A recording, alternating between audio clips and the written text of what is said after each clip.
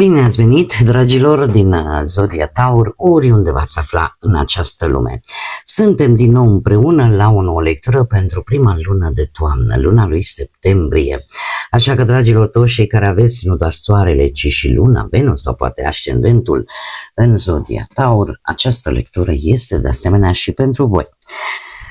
Desigur, vreau să le mulțumesc din suflet tuturor celor care sunteți deja aici, care mă susțineți prin intermediul like-urilor, comentariilor, gesturilor de apreciere și, desigur, fiecărui gând bun care vine din partea voastră, așa că mii și mii de mulțumiri tuturor. Cei care vă aflați pentru prima dată aici pe canal, vă urez și vouă bun venit, iar dacă la finalul acestei lecturi simțiți că ați rezonat sau pur și simplu v-a plăcut, nu uitați, dragilor, să vă și abonați. În felul acesta nu veți pierde niciuna dintre lecturile mele și plus de asta este și gratuită. Abonarea este gratuită. Și acum, dragilor, dragi, așa cum mulți dintre voi v-ați obișnuit la fiecare lectură generală de lună, vorbim un pic și din punct de vedere astrologic. Nu foarte mult, nu o să vă încarc cu tot felul de informații astrologice pe care nu le înțelegeți, așa că aș vrea să vă spun în linii mari cam cum va fi luna septembrie la modul general, după care vedem și special pentru voi, dragilor, cum o să fie.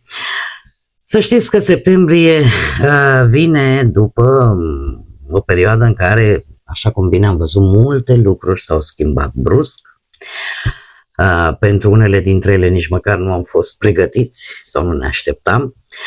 Așa că dacă iulie, august ne-au cam pus în fața unor situații pe care nu le-am putut controla, septembrie, să zicem așa, vine cu energie un pic mai așezată. Asta nu înseamnă că totul se liniștește dintr-o dată, ci doar începem cumva încet încet să ne găsim locul într-o realitate care, după cum bine vedem, s-a cam schimbat. Avem nevoie de mai mult echilibru, avem nevoie de mai multă claritate și către finalul lui septembrie avem nevoie de curaj. De curajul de a decide ce facem mai departe fiecare dintre noi cu viața noastră, cu problemele cu care ne confruntăm. Așa că nu mai suntem în aceeași agitație ca în lunile precedente, dar asta nici nu înseamnă că acum por arte de magia, cum se spune la spaniol, da? Dintr-o dată totul se va așeza așa fără zgomot. De asemenea, avem o quadratură Venus-Pluton care o să ne mai, undeva pe 15 septembrie, care o să ne mai zguduie așa un picuț, să mai scormonească acolo niște lucruri și posibil să apară niște tensiuni, niște reacții puternice sau situații pe care noi oamenii, poate mulți dintre noi am fi preferat să nu se întâmple, dar septembrie nu vine să ne promită că nu se va întâmpla nimic neașteptat, dar totuși vine cu șansa de a ne așeza puțin după toate schimbările care au avut loc în ultimele luni și de a ne găsi o direcție în sfârșit, într-o realitate, așa cum am mai spus, care deja s-a modificat. În ceea ce vă privește pe voi, dragii mei, din Taur, septembrie pune accent foarte mult pe muncă, pe organizare, pe responsabilitățile de zi cu zi, pe relații. Unii dintre voi chiar puteți simți nevoia să puneți așa lucrurile în ordine și în același timp să clarificați ce funcționează și ce nu. Finalul lui septembrie, posibil să apară și nevoia asta de a vă retrage, de a vă odihni, de a vă lua puțin timp pentru voi, pentru a vă clarifica poate mult mai bine ceea ce simțiți sau ceea ce vă doriți. Dacă vorbim de muncă, luna septembrie e chiar o lună bună ca voi să vă reorganizați, să începeți un nou început profesional, pot apărea tot felul de proiecte, dar și responsabilități noi, dar ce este important, nu acceptați mai mult decât puteți duce în această lună din punctul ăsta de vedere profesional. Dacă vorbim de bănuți, financiar lucrurile sunt legate în principal de muncă și de deciziile pe care voi le luați în această perioadă. Atenție la cheltuieli, atenție la deciziile astea făcute sub presiunea altora. Mare atenție aici. Dacă vorbim de relație, relațiile sunt una dintre temele importante ale lunii pentru voi, pentru că poate exista într-adevăr mai multă apropiere, mai multă pasiune, dar desigur pot exista și momente de tensiune în care se iasă la suprafață așa niște gelozii, niște nemulțumiri sau lucruri care nu au fost spuse. Și asta cu precădere cam de pe la jumătatea lunii încolo. Cei singurei pentru voi există șanse bune ca voi să vă apropiați de cineva sau să apară o persoană care să vă trezească sentimente puternice. Totuși, trebuie să vă uitați dincolo de atracție, dincolo de aparențe și să vedeți dacă într-adevăr există și intenții serioase. Acum, dragii mei, haideți să vedem ce ne spune oracolul frunzelor de ceai. Și avem elefantul în prima săptămână, da? Acum, pentru cei care nu știți, vedem per ansamblu, așa cam cu ce iese în evidență fiecare săptămână întreagă a acestei luni. Și avem o lungă călătorie, fie ea fizică sau mentală, dar în care la sfârșitul acestei călătorii voi veți ieși mai înțelepți. În cea de-a doua săptămână avem unicornul, al doilea animăluț, avem elefantul, acum unicornul, e adevărat, un animăluț mistic. Și aici ne spune, în a doua săptămână ar fi bine să vă folosiți intuiția pentru a face niște schimbări benefice pentru voi. În cea de-a treia săptămână avem biroul. Pune atenție la muncă sau pe ceea ce voi faceți, pe activitatea voastră. Fiți un pic mai atenți în a treia săptămână la serviciul pe care voi îl aveți sau la activitatea în general pe care voi o faceți. De ce? Pentru că e posibil să vă scape ceva. Și fiți un pic mai atenți. Că e o informație, că poate lucrați, nu știu, cu niște utilaje, fiți atenți în a treia săptămână. Și avem pălăria. Se pare că din a patra săptămână va trebui să jucați un rol diferit. Ce înseamnă asta? Păi nu știu, poate că se schimbă ceva în familie.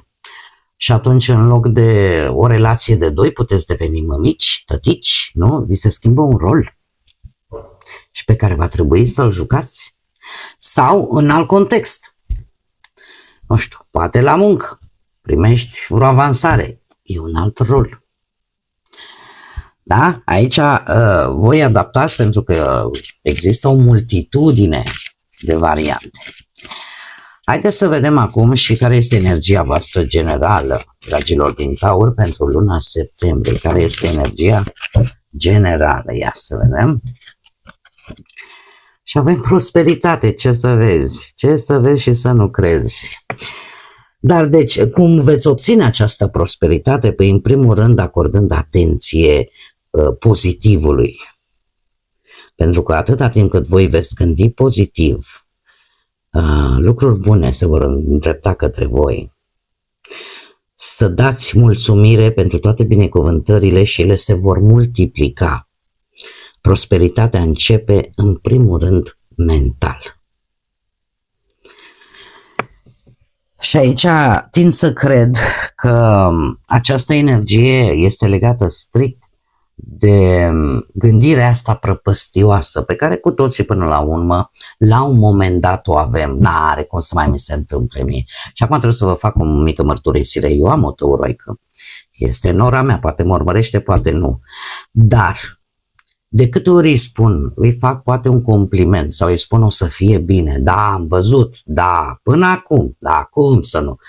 Este o gândire care nu ajută. Și eu îmi fac datoria și îi spun și vă spun și vouă, nu trebuie să gândiți prăpăstios. Chiar dacă viața este dură, chiar dacă viața este grea, se spune că cel care îndură cele mai multe lovituri în viață, de fapt, devine cel mai puternic. Că nu este ușor și asta este adevărat. Dar și dacă ai gândit numai negativ, ce s-ar întâmpla? Nu?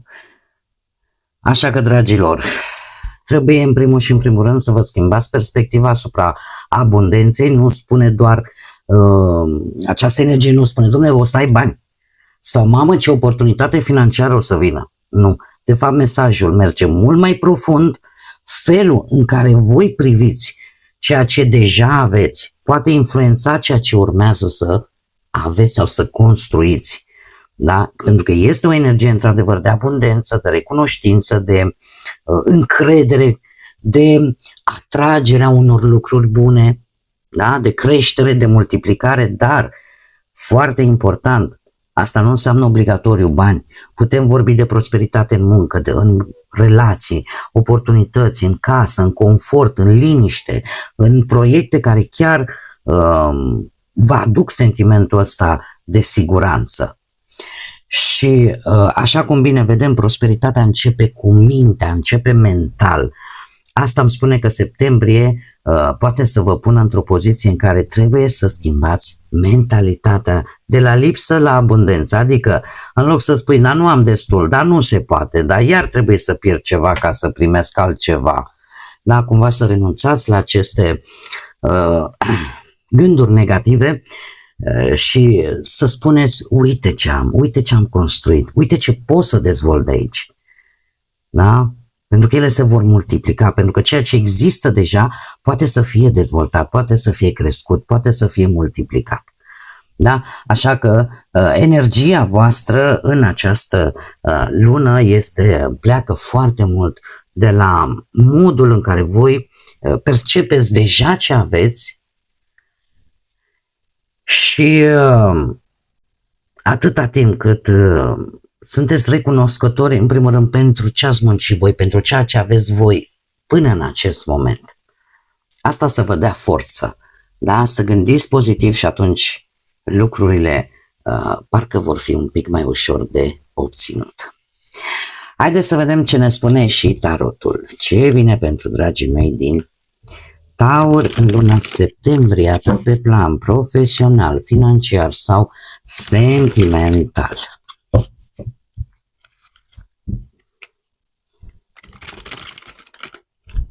Mă uitam, în desenul ăsta e un fel de inel și de jur împrejur avem 3 broscuțe care se uită foarte atent așa.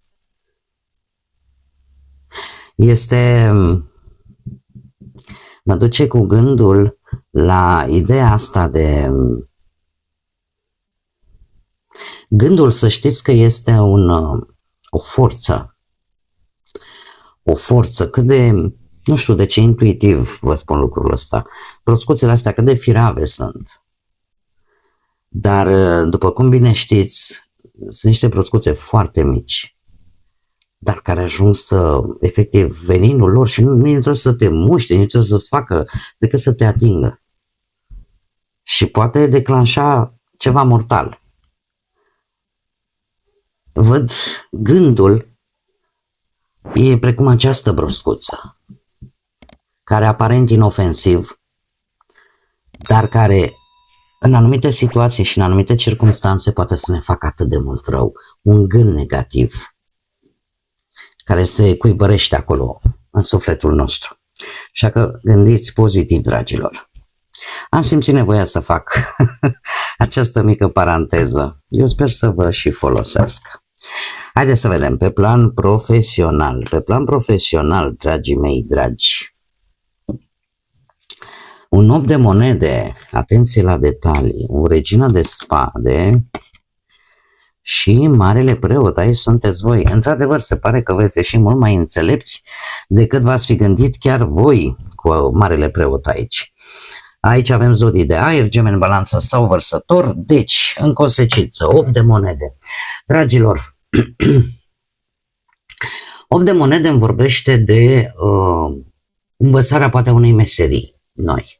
Alții se apucă de vreun curs sau vreo specializare.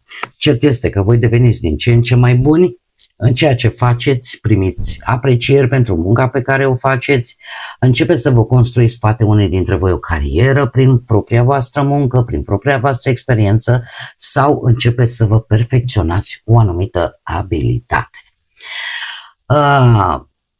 Sunt lucruri pe care nu știu dacă le-ați mai încercat, pentru că e și o carte a repetiției, dar cert este că veți fi mult, mult mai atenți în ceea ce privește cariera voastră profesională. Avem această regină de spade care îmi vorbește de niște decizii corecte.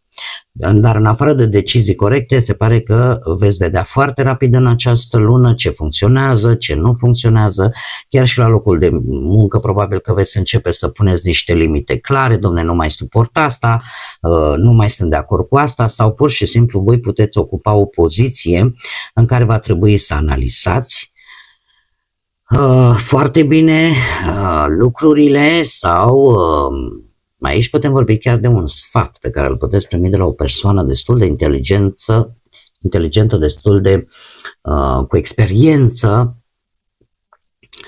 sau de asemenea mai poate reprezenta energia unei persoane care are o anumită autoritate și care ia decizii pe baza faptelor și nu a emoțiilor.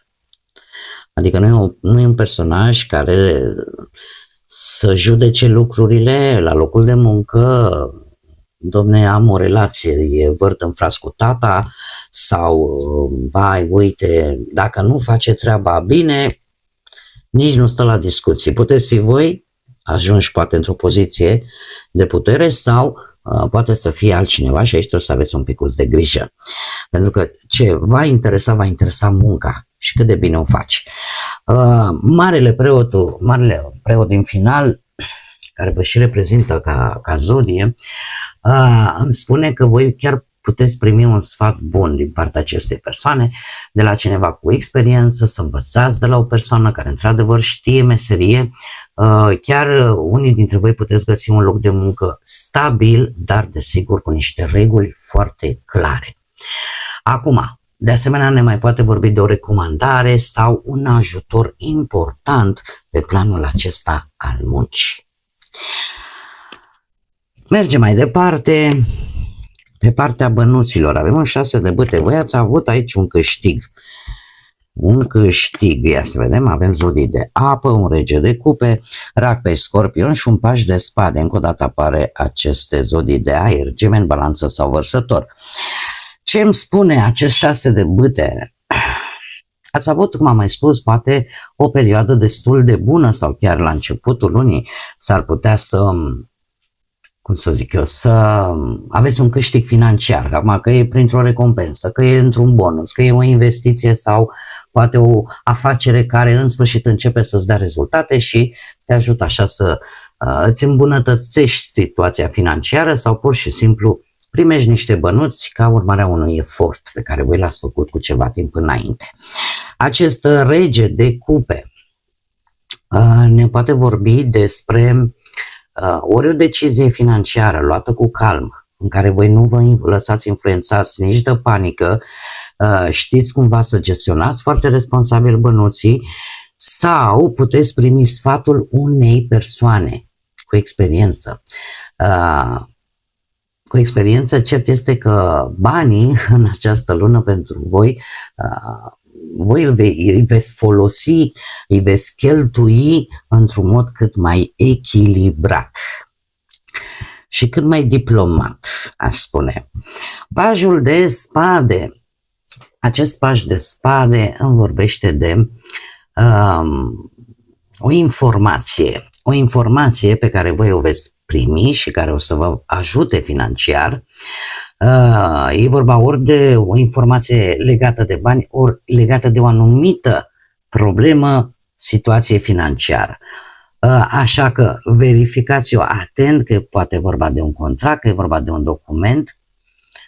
Asta vă va ajuta foarte mult să vă gestionați mult mai bine resursele și dacă vreți să cumpărați ceva de anvergură, nu vă bazați decât pe ceea ce vi se oferă ca și informație. Căutați voi, intrați așa un pic în amănunt, da? Verificați ce trebuie verificat înainte să faceți această cheltuială. Mergem mai departe, haideți să vedem pe planul relațional pentru cei care vă aflați într-un cuplu. Avem un rege de monede, zodii de pământ, la fel ca și voi, Taur, Fecioară sau Capricorn, avem Nebunul, zodia Vărsător și un 4 de spade. Așa cum bine vedem aici, e într-adevăr, se pare că relația voastră are așa o energie mult mai matură, nu mai sunteți așa ca niște tineri zburdalnici. Dar regele de monede în această situație, eu l-aș vedea mai mult ca pe o, cum să spunem, o stabilitate atât la nivel financiar cât și, domne, nu ne lipsește nimic, ca și confort, să spunem așa. De ce? Pentru că posibil partenerul să fie unul stabil, unul de încredere, un partener care își asumă responsabilitatea pentru relație, pentru familie, care oferă siguranță, da? Care construiește o viață stabilă împreună, da? Cu voi. E o relație serioasă, din câte văd eu, cu planuri chiar pe termen lung. Totuși avem aici nebunul. Și nebunul în acest context îl văd ca o relație care intră într-o etapă nouă, în care voi veți încerca ceva diferit. E posibil ca voi să vă simțiți oarecum încorsetați în această relație și nu pentru că n-ar exista iubire sau nu pentru că n-ar exista sentimente. Ajungi la un moment dat în punctul ăla în care spui, bun, am stabilitate, am bănuți, am confort, am tot ce îmi trebuie. De obicei, mulți dintre voi ar spune, păi, dom'le, asta lipsește Taurului. Nu întotdeauna. Taurul are și el latura lui emoțional, sentimental. Are și el necesitățile sale. Și la un moment dat există anumite lucruri care simțiți că parcă vă apasă sau parcă nu mai este de ajuns. Și apare acest 4 de spade. Tocmai de aceea, Vărsătorul în acest context îmi vorbește de cum să spun, dorința de a avea ceva nou totuși în relația voastră. Simțiți nevoia de un pic de nou. 4 de spade îmi vorbește de o oboseală. De oboseală în sensul în care parcă ați lua o pauză. Aveți nevoie de timp. De un timp în care să vă liniștiți. E clar că unul dintre voi se retrage pentru a-și pune poate gândurile în ordine sau mai ales dacă poate ați traversat, de ce nu, o perioadă dificilă dintr-un anumit unghi, dintr-un anumit punct de vedere. Cert este și un lucru bun că se întâmplă așa, că această lună pentru voi este o lună în care relația poate intra așa într-o etapă un pic mai calmă sau în care nu se mai au decizii la nervi, da? Este nevoie de, probabil că acesta este de fapt noul început. Se iese din această stare ușor agitată pe care poate unii dintre voi ați avut-o până în prezent. Pentru cei singurei, voi dragilor, un 9 de cupe, un 8 de spade și un 3 de monede. Voi, cel puțin la începutul lunii, să zicem așa, veți spune, domne, mie este bine așa cum sunt. De ce? Orică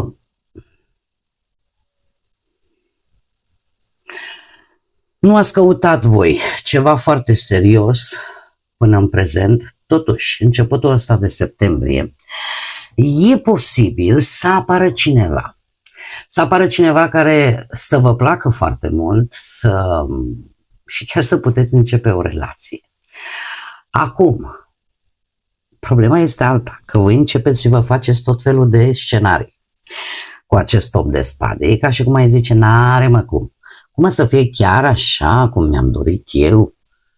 N-are cum. Și începeți și vă faceți tot felul de scenarii în căpușor acolo la voi cu 8 de spade și ajungeți la un moment dat în care să spuneți, Dom'le, dar dacă intru în relație și sunt rănit din nou sau rănită din nou, începeți așa să vă gândiți prea mult și asta vă împiedică să faceți un pas, da? până când vă convingeți voi că stai, dom'le, că nimeni nu vrea să-ți facă rău. Da? Până depășiți această teamă de a ține la distanță. Pe de altă parte, 8-ul de spade este paradoxal, ne vorbește foarte mult de această energie generală, pentru că eu personal cel puțin numesc acest 8 de spade ca atracție universală. De ce? Pentru că gândurile care voi le aveți în minte nu vor face altceva decât să atragă aceleași energii. Așa că este un îndemn această carte atunci când ea apare de a lăsa ce e în urmă, ce s-a întâmplat în trecut, adică de a vă depăși teama, de a înțelege că trecutul nu trebuie să vă conducă viitorul și să vă recăpătați încrederea în voi, să începeți să fiți deschiși către oameni noi. Lucru care eu văd că o veți face. De ce? Pentru că ori în urma unui proiect cu alte persoane, vă veți da seama că stăm așa puțin că viața până la urmă e plină cu de toate. 3-ul de monede în acest context vorbește de lucruri concrete, posibil să ieșiți cu prietenii sau, nu știu, să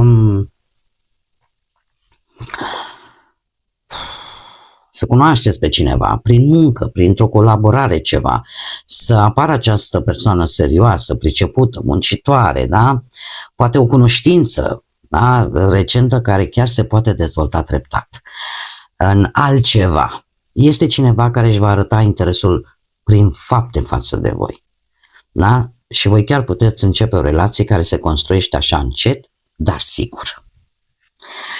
Dar trebuie depășite aceste gânduri negre. Haideți să vedem acum și ce mesaj are grădina secretă pentru voi, dragilor din Taur, în luna septembrie. Care e mesajul pentru dragii mei din Taur în luna septembrie? Și avem două, ia să vedem ce avem aici. Joacă și flori sălbatice. Interesant.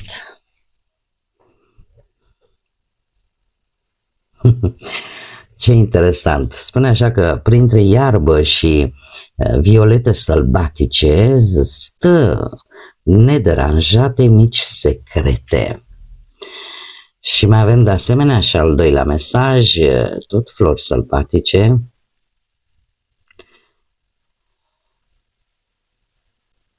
Foarte interesantă și asta. Cel de-al doilea îmi spune că să trăiești o viață neîngrădită, liberă, să crești oriunde și fără să fii legat de nimic. Precum sunt plantele acelea sălbatice, da, care își croiesc drum oriunde și în orice condiții, poate unele dintre ele. Acum, revenind la ele, dragilor, așa cum bine vedem, da, printre iarbă, violete sălbatice se află neatinse mici secrete care, ce să vezi, așteaptă să fie descoperite. Ce înseamnă asta? Că voi trebuie să fiți curioși în această lună, pentru că printre lucrurile simple și aparent neînsemnate se ascund mici surprize și lucruri pe care încă poate nu le-ați descoperit. Da? Așa că fiți mai curioși, mai spontani și mai disponibili, da, în a explora și lucruri noi. Pe de altă parte, floarea sălbatică ne vorbește de libertate, de independență, de autenticitate, de dezvoltare în propriul vostru fel de a fi, fără să vă lăsați încorsetați de reguli sau de așteptările altora. Împreună aș spune că mesajul final pentru luna septembrie, pentru voi, dragilor din Taur, e acela de a nu încerca să controlați atât de mult felul în care voi trebuie să, sau modul în care trebuie să se desfășoare anumite lucruri. Fiți exploratori, fiți curioși, lăsați-vă surprinși de ceea ce apare în viața voastră. Pentru că există șanse, există oportunități și lucruri valoroase care sunt ascunse în locuri sau în situații la care poate nu te-ai fi uitat niciodată până acum. Dar în același timp, desigur, dați-vă voie să creșteți în propriul vostru ritm, în propriul vostru fel, fără să vă lăsați limitați de ceea ce se așteaptă de la voi, din partea altora. Bun, dragii mei, cam aceasta a fost lectura generală pentru luna septembrie. Noi oricum o să ne vedem la lecturile săptămânale, dar până atunci eu vă tare mulțumesc că ați fost alături de mine, iar până data viitoare când ne vom reîntâlni la o nouă lectură, nu uitați, suflete frumoase, să gândiți înalt, să zburați înalt și desigur lăsați ca pacea, credința, lumina și iubirea să vă însoțească la fiecare pas. Așa că un septembrie de poveste.